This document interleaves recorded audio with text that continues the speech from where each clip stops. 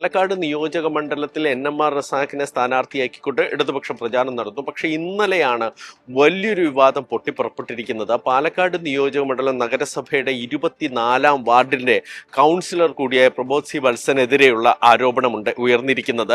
ഈ ആരോപണം സംബന്ധിച്ച് അല്പസമയം മുമ്പ് പാലക്കാട് ജില്ലാ പ്രസിഡന്റ് A. തങ്കപ്പൻ മാധ്യമങ്ങളെ കാണുകയും ചെയ്തു, പ്രക്ഷോഭനെ പുറത്താക്കുകയും ചെയ്തു. കഴിഞ്ഞ ദിവസം ആലപ്പുഴയിൽ നമ്മൾ കണ്ടതാണ്, ഒരു മുസ്ലിം ലീഗ് നേതാവ് സ്ഥാനാർത്ഥിയെ തന്നെ വാക്കുകൾ കൊണ്ട് വളരെ മോശം പദപ്രയോഗങ്ങൾ കൊണ്ട് അപമാനിച്ചത്. ഇവിടെ പാലക്കാടാകട്ടെ ഈ രാഹുൽ മാങ്കൂട്ടത്തിന്റെ വളരെ പ്രിയപ്പെട്ട ശിഷ്യൻ, അദ്ദേഹത്തിന്റെ സഹായി എന്നറിയപ്പെടുന്ന വാർഡ് കൗൺസിലർ തന്നെയാണ് ഇത്തരം ഒരു കുറ്റകൃത്യം ചെയ്തിരിക്കുന്നത്.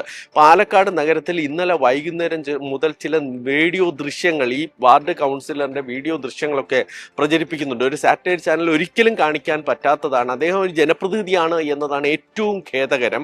ഇവിടെ പാലക്കാട് എത്തിയ മാതാപിതാക്കളില്ലാത്ത ഒരു ദളിത് പെൺകുട്ടിയോടാണ് ഈ ക്രൂരകൃത്യം ചെയ്തിരിക്കുന്നത്. ജോലി വാങ്ങിച്ചു കൊടുക്കാം എന്നായിരുന്നു വാഗ്ദാനം. ഇപ്പോൾ പോലീസ് കേസെടുത്തിരിക്കുന്നു. മുഖ്യമന്ത്രിക്ക് ലഭിച്ച പരാതി പോലീസിന് കൈമാറി. അതിന്റെ അടിസ്ഥാനത്തിലാണ് ഈ കേസ്. ഇന്ന് പ്രക്ഷോഭിനെ ചോദ്യം ചെയ്യും എന്നാണ് ജില്ലാ പോലീസ് മേധാവി അറിയിച്ചിരിക്കുന്നത്. പക്ഷേ ഇവിടെ ജില്ലാ പ്രസിഡന്റ് A. തങ്കപ്പൻ ചെയ്ത നടപടിയാണ് ചോദ്യമായി മാറിയിരിക്കുന്നത്. കാരണം നേരത്തെ രാഹുൽ മാങ്കൂട്ടത്തിനെ എങ്ങനെയാണോ കോൺഗ്രസ് ഈ സംരക്ഷിച്ചത്, അതേ രീതിയിലാണ് ഈ കോൺഗ്രസിന്റെ പ്രിയപ്പെട്ട ഒരു വാർഡ് കൗൺസിലിനെ അവരുടെ ജില്ലാ അവരുടെ സംഘടന സംരക്ഷിക്കുന്നത്. അതായത് രാജി എഴുതി വാങ്ങുകയല്ല ചെയ്തിരിക്കുന്നത്, പകരം പാർട്ടിയിൽ നിന്ന് പുറത്താക്കുകയാണ്. അപ്പൊ സ്വാഭാവികമായും ജനപ്രതിനിധി എന്നുള്ള ആ പ്രിവിലേജ്, ആ സ്ഥാനം അവിടെ തന്നെ നിലനിൽക്കുന്നു. രാഹുൽ മാങ്കൂട്ടത്തിൽ സന്തോഷ് പറഞ്ഞതിൽ ചില താരതമ്യങ്ങളുണ്ട്.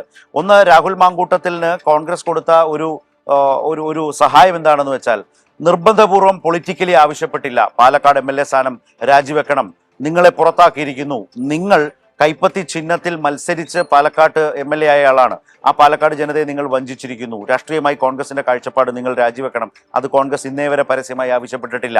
അതുകൊണ്ട് തന്നെയാണ് രാഹുൽ മാങ്കൂട്ടം, അദ്ദേഹം സ്വയം പ്രഖ്യാപിത കോൺഗ്രസ്സുകാരനായി ഇപ്പോഴും മുന്നോട്ട് പോകുന്നത്. ഇത് തന്നെയാണ് പ്രക്ഷോഭിന്റെ കാര്യത്തിലും ഇപ്പോൾ ചെയ്തതെന്നാണ് സന്തോഷ് പറഞ്ഞപ്പോൾ മനസ്സിലായത്. അതായത് പാർട്ടിയിൽ നിന്ന് പ്രാഥമികമായി സസ്പെൻഡ് ചെയ്ത് നിർത്തുന്നു, കൗൺസിലറായി നിങ്ങൾക്ക് തുടരാം.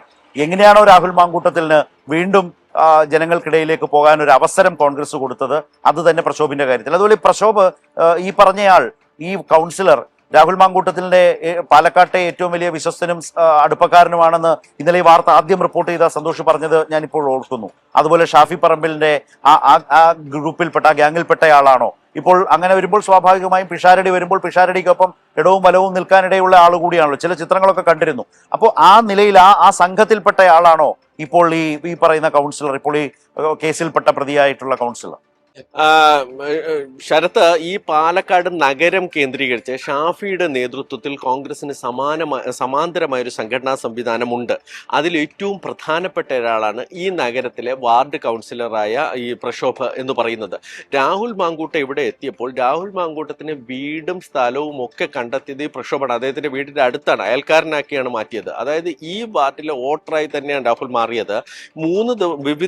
മൂന്ന് കേസുകളിൽപ്പെട്ട് രാഹുൽ മാങ്കൂട്ട ഒളിവിൽ പോയി നമുക്കറിയാം. അതിനുശേഷം തദ്ദേശ സ്വയംഭരണ തെരഞ്ഞെടുപ്പ് ദിവസമാണ് വൈകുന്നേരത്തോടുകൂടി രാഹുൽ ആരും അറിയാതെ ഇവിടെ എത്തുന്നത്. അന്ന് എത്തിയത് തന്നെ ഈ പ്രക്ഷോഭിന് വോട്ട് ചെയ്യാൻ വേണ്ടിയാണ്. അത്രയേറെ ആത്മബന്ധം.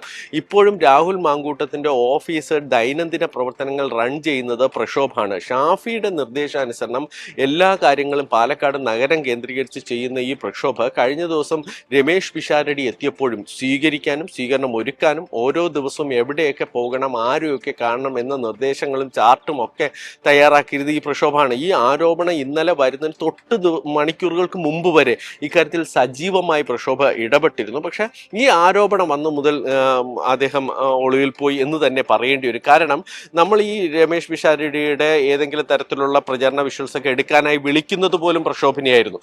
ഈ ആരോപണം അറിഞ്ഞപ്പോഴും പ്രക്ഷോഭിനെ വിളിച്ചിരുന്നു. പക്ഷെ പ്രക്ഷോഭ ഫോൺ എടുത്തില്ല. എനിക്ക് മാത്രമല്ല, പാലക്കാടിലെ എല്ലാ മാധ്യമ പ്രവർത്തകർക്കും ഈ അനുഭവം തന്നെയായിരുന്നു. അവരെല്ലാവരും ശ്രമിച്ചു. തുടർന്ന് പ്രക്ഷോഭിന്റെ വീട് അറിയാം, എല്ലാവരും അവിടെ പോവുകയും ചെയ്തു. പക്ഷെ വീട് അടച്ചിരിക്കാൻ, കാരണം പ്രക്ഷോഭിന്റെ ഭാര്യയും നേരത്തെ ഇവിടുത്തെ കൗൺസിലറായിരുന്നു. അങ്ങനെ സജീവമായി അവർക്ക് എല്ലാവർക്കും അറിയാവുന്ന ഒരു വീട് തന്നെയാണത്. പക്ഷെ ഇന്നലെ മുതൽ പ്രക്ഷോഭ് പുറത്തു വരുന്നില്ല എന്ന് മാത്രമല്ല, ഫോൺ പോലും എടുക്കുന്നില്ല, ഒളിവിലാണ്. ഇപ്പോൾ ഈ സംഘടന ഏതെങ്കിലും തരത്തിൽ അറസ്റ്റ് പ്രക്ഷോഭ് ഭയക്കുന്നുണ്ട്. ഇന്നിപ്പോൾ ചോദ്യം ചെയ്യാൻ വിളിക്കും എന്നാണ് അറിയുന്നത്. പക്ഷെ പ്രക്ഷോഭ് വരാനുള്ള സാധ്യതയില്ല. നേരത്തെ എങ്ങനെയാണോ രാഹുൽ മാങ്കൂട്ടം മുങ്ങിയത് അതുപോലെ തന്നെയായിരിക്കും പ്രക്ഷോഭ് മുങ്ങാൻ സാധ്യത എന്നാണ് പ്രതീക്ഷിക്കപ്പെടുന്നത്.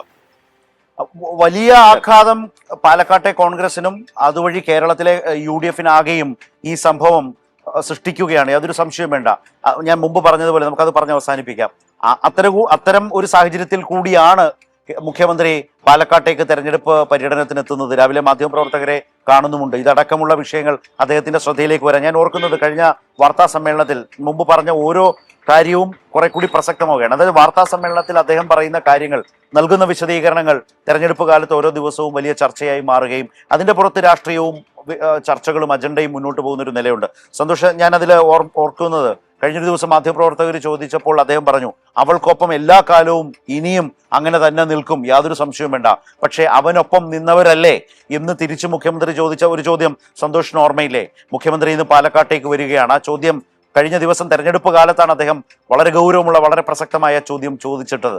മുഖ്യമന്ത്രി ഇന്ന് പാലക്കാട്ടേക്ക് വരുമ്പോൾ തീർച്ചയായിട്ടും. കാരണം ശരത്ത്, പാലക്കാടിന്റെ വിഷയങ്ങളൊക്കെ എപ്പോഴും വളരെ കൃത്യമായി നിരീക്ഷിക്കുകയും അത് സംബന്ധിച്ച് രാഷ്ട്രീയമായി തന്നെ ചില നിലപാട് പ്രസ്താവനകളൊക്കെ മുഖ്യമന്ത്രിയുടെ ഭാഗത്തുനിന്ന് ഉണ്ടാവുകയൊക്കെ ചെയ്ത് ദൂരവ്യാപകമായൊരു പ്രത്യാഘാതം തന്നെയാണ് കോൺഗ്രസിനൊക്കെ എപ്പോഴും ഉണ്ടാക്കിയിട്ടുള്ളത്.